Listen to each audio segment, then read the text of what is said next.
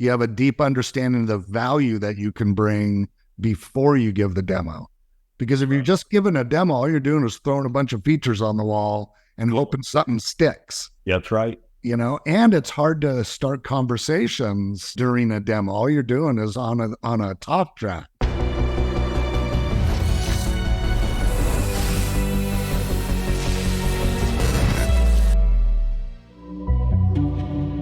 Well, hi, everybody. It is Dave Elsner, the tech sales coach, with another sales skills workshop. With me today is Alberto Otazua, sales VP at Waterfield Tech. So welcome. Thank you. Happy to be here. Yeah. I noticed a couple of passionate posts from you about the art of discovery. And I think you even used the words, customers say, show me the demo. And that's the first thing that they want. And in reality, it's the last thing that we want. So I'd love to hear your thoughts on, how you're working with the teams and what you're teaching them. Absolutely. That's the place customers want to take us pretty quickly. Is they love seeing technology. They want to go see the nice shining objects. And quite frankly, our folks really like showing the nice shiny objects. So really the goal, and one of the things I'm super passionate about, is aligning business outcomes to technology. And the only way that we can really get there efficiently is through proper discovery. And what we're now referring to within our organization around value scoping is, how do we really understand what is the customer trying to do, and really make sure that we've got a good grasp of their challenges, their objectives.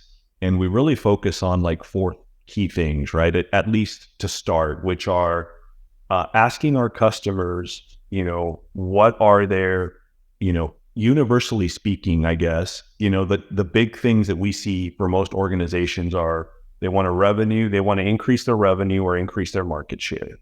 They want to reduce costs. They want to reduce risk, or they want to improve the overall customer experience. They're super focused on retention of customers.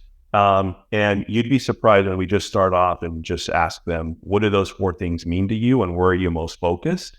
It starts a very lively discussion. And then from there, of course, we can drill into specific, areas, which the next question we like to ask is, if they say, for example, our big initiative, which for most public companies is they're focused on revenue growth, right? That is key to just about every company that's out there.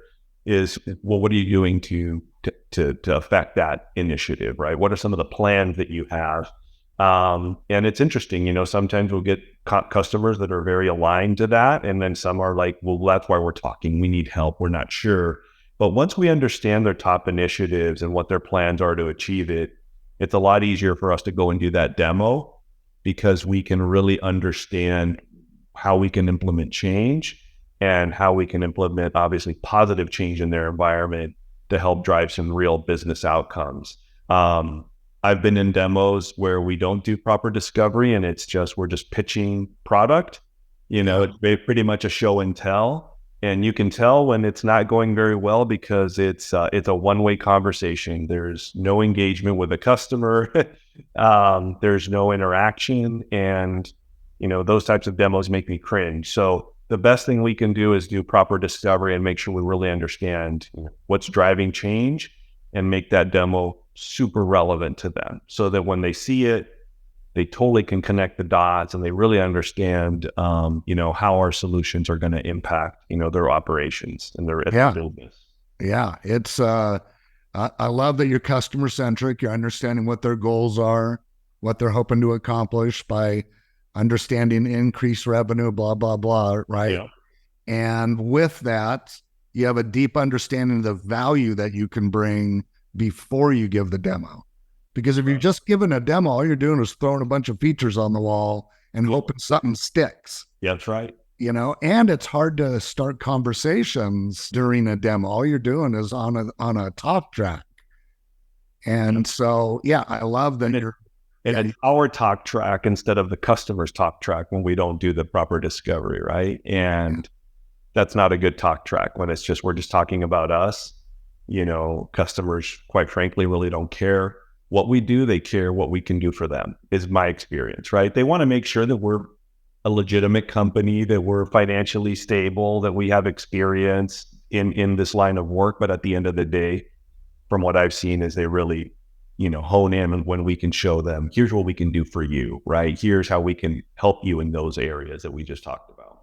Yeah. And also asking those kinds of questions allows you to drill down.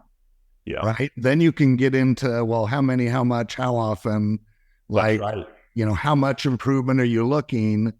And the answers to those are dollars that help pay for your solution at the end of the, discovery track, let's say. You're spot on. Yeah. And then you get the opportunity to go back and prepare your engineer or whoever does the demo with all of the hot buttons that they need to make sure to hit. Yeah. Is that the way it works for you guys? Does everybody have sales engineers that typically do the demos? Yeah, we have what we call CX, which are customer experience architects, but they play that pre-sales role. They team up very, very strategically with with our sellers, our account managers, and they're right aligned with this sales process too. Because what we found is it has to be done in concert, right, with everyone on our team. If you just have the salesperson doing it, but the people that are around him or her are not aligned to that, it doesn't really work. So you have to be really committed to that, discovery and value scoping and making sure that everybody, and you're right, it's an art. A lot of people are afraid to ask a question they don't know the answer to. I think if we're all lawyers, that's probably something we want to follow. That's like rule one. But in sales, we always encourage people to, be curious and don't be afraid to ask that question that you don't have the complete answer to. And then know how to continue, to your point, drill into it. That if they say, well, here's the problem we're having, well, what impact does it have on your business? Is there a financial value that it has? Are you losing customers? Are you not able to grow your revenue? You got to keep drilling into it. Yeah. And it really becomes an art and a science. And those that are really good at it, they're almost like just doing an interview. With what I've seen is they're really good interviewers, and that's how they do really good discovery. But they don't just ask questions without a purpose. They ask a question and they know exactly kind of the path they want to take the customer down. And customers, I think, appreciate that. Sometimes we feel like if we ask too many questions, we're going to annoy the customer, or they're just going to, and what we've seen is when we ask the right questions, especially early on, customers appreciate that. They like to know that we are interested in their business, right? We're not just here to sell our stuff and pitch our own product. We're here to really help them. But you got to frame it right too from the very beginning and walk the customer through. Here's the process we do. Yep. First step is doing this proper discovery, and they have to be kind of aligned to that as well too. And sometimes we found not all customers are aligned to it. They're just like, just give me a quote. Then you as the salesperson may have to make that decision. Do you want to pursue this, or is this, if they're not willing to invest the time, then you probably aren't going to win that deal anyway. But we still chase those deals if we don't have pipeline, if we don't, then we're forced into that trap where we have to go pursue those deals where the customer kind of doesn't want to do that, doesn't want to follow our process, doesn't want to do discovery. You know what I mean? And then we but 9 out of 10 times, we're probably not going to win that deal, and we know it. Yet the only reason we chase it is because we have to, right? We don't have enough pipeline. It's a necessity, but yeah, I let it tell the folks on my team is be disciplined. You're not going to win that. Don't spend a lot of time there. Let it go. Yeah. Let it go. Love your comment about curiosity, right? The person that cares the most usually wins. And that means being super curious. And you never want to prescribe something before you actually understand. And I read a study once that sales performance starts to fall off after 18 months because they stop asking as many questions because they come to the conclusion sooner than they did when they were a rookie. Yeah. And so you've got to always be naturally curious, and you got to ask the question even if you know the answer. Yep. You got to hear from them. I agree. Yes. Well, it's like when we're kids, right? We ask all kinds of questions, and sometimes they're kind of like, the why questions. Why this? But I never thought of that. That the more mature you get, is you just assume the answer, and when we should still be asking those questions, even if we know the answer. Yeah, Yeah, and jump to conclusions. exactly, Yeah, exactly. you got to stay away from that. So well done, well done. What kind of products are you demoing the most? Yeah, core to our business is contact center as a service solutions, and workforce engagement, which is workforce optimization, and how do we keep customers from a workforce engagement? How do we keep your employees engaged? How do you keep them productive? How do you keep them trained? And how do we improve coaching and quality and all that? And then, so those are the big things we're demoing the most, which is, contact center as a service. And then we also have a thriving conversational AI business too, that there's not so much demoing, but we do a lot of what we call envisioning with customers. So we walk through a very prescriptive process, like I just mentioned, and then we determine use cases, and then we show them like what we call the art of the possible. So it's providing them with vision clips and things of like, hey, here's what your website could look like. Here's how you could engage customers digitally, or here's how your IVR could sound more human-like, right? Instead of press 1, press 2, kind of get them from the stone age of IVR into a more modern experience. And we found that when we can provide those vision clips, when you can hear it and you can see it, it provides a lot more clarity to customers too, and it helps us win more business when we can do those things. But that is the last thing we do in the sales process, Good. for sure. Yeah. Awesome, man. You and I are really in tune. I'm all about use cases because use cases create vision. And the fact that you're calling it creating a vision board, that's love that. Yeah. Now, are your demos mostly live, or are you guys still doing a lot of remote demo? I'd say a good percentage of them are still remote. There may be a combination of where we may have some people in a room, but the workforces today now are so scattered that we'll have people joining from all across the world sometimes. So most of them have some sort of remote capability, because that's just the way most businesses are operating these days. Right, for sure. So what I'd be curious, like when I teach people how to remote sell, you've got great lighting, you've got a good camera, you got a good microphone. I teach them to be interactive and go in and out of the presentation to live stuff, not just a PowerPoint. Is there a specific method that you guys are using? Wow, that's really cool. Yeah, we've tried to up our game with our audio visual, like lighting, and have a quality camera. In terms of how we operate, we have a framework that we like our folks to operate under, and then we kind of leave it up to the individual seller to add their own uniqueness, because everyone's different. Some sellers are really good with humor, and I love that. I think there's no better way than to just engage an audience than when their people are laughing and feels like they're all having a good time. Some do things a little, differently. So we let them all, we don't have any sort of scripted or framework process to go in and out of, presentation mode. We kind of leave that up to them to, use their own superpower on how they think they can engage the crowd a little bit better. Which is why we send them to your videos, because you always have great ideas on that topic. Cool. Thank you. I starting with the lighting, but hey, let the salesperson do their job. They're the ones that know how, what I call connectedness, right? How to work a room. And if you got 5 or 6 people in a demo, how do you keep them engaged and ask questions? And the cream will always rise to the top on that one for sure. True. Yeah. Absolutely. All right. So there was one other thing that I saw in one of your LinkedIn posts I wanted to talk about. And that's that you don't take BDR requests anymore, or SDR requests to connect. This is right up my alley, man. I know it's coming. We call it the pitch slap or connect and pitch. Yeah. I used to just do that, and then I stopped. And I wish I just saw more creativity from the BDR community, honestly. I get, just like any sales professionals, probably getting hundreds of requests a month. And a high percentage of those are people, soliciting our business, which is fine. We're all in sales. But when I see somebody come in with a, hey, let's connect, and then they immediately pitch their product. By the way, they're not even focused on me, like how I can help, you improve your business. They're just focused around, hey, I want to talk to you about the great things that we do.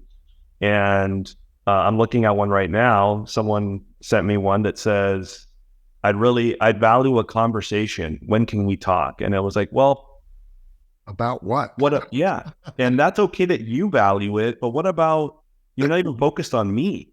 So, I don't know. I think the community has gotten a little lazy. Hate to say that word, but it's probably true. It's just not losing a little bit of losing creativity, losing the real focus, which is the only way we're going to succeed in sales is by helping others win. And I see it too much focused on themselves. And to me, that's just a losing formula. So yes, I've stopped accepting those requests because they were really being annoying. And I wish they weren't, honestly, because I'm happy to connect with people. I got a call from a BDR from another company I won't mention. I took this call. He came in with a case study or a relevant story to say how he's helped another company in our industry and wants to just talk to see if there might be a fit for us. I love that. That seems like such a basic really good concept, but most people are missing the mark. I don't get it. Why are they doing that, Dave? Are they just being lazy? They are. Yeah, they are. It's and the funny thing is that could be a future salesperson for you. Yeah. And so they don't realize how important that connection request is in building out their brand in the industry. And all they're doing is hurting their brand and the company brand by taking an approach like that. That's true. I like a much more personalized approach. I teach to that. Yes. Look for commonality on their profile, follow them, engage. Don't send a connection request until you get reciprocal engagement back. Yeah. And when you do, I love the success story. Hey, I helped another company just like yours, and I think I might be able to help you. That gets me to listen. Yeah, exactly. That was going to be my next question. What would you respond to? And we just heard it. Yeah. And it, he probably left me no choice but to listen, because he came in with a very compelling, and it was super simple. It wasn't like crazy complicated. Didn't send me too much. It was just, but he got my attention. I was like, okay, yeah, let's talk. So, it doesn't take much, but it's where the focus is. The focus shouldn't be on us. It should be on the person that you're trying to engage with. That's it. Yeah. Awesome. Cool. Any final thoughts from you or message you want to send your team on this podcast?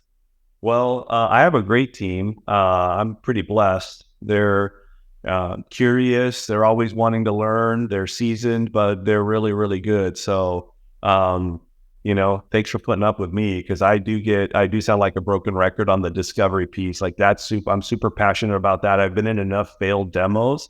And to me, the missing link in most of those failed demos is we just didn't do discovery. We had no idea what the customer was trying to solve for. And just like when BDRs pitch slap us, we shouldn't pitch slap our customers with just demos that have zero relevance to their environment. We're quite frankly, I think we're doing not only a disservice for us, but we're insulting our customers and our prospects if we're doing that. So, but yeah, that's basically it. This was awesome. We enjoy. I'll plug your stuff a little bit. I know you've got some social selling stuff coming up, and every time you post those, my team is on those, and they really enjoy it. That's probably one area that we can do better. So yeah, keep the great stuff coming, Dave. It's really, really good. You bet. This was a great conversation. You definitely ended on a high note talking to the team and rounded it right back to don't just show the demo. Exactly. All right, everybody. Thank you. Thank you. Thanks, Dave.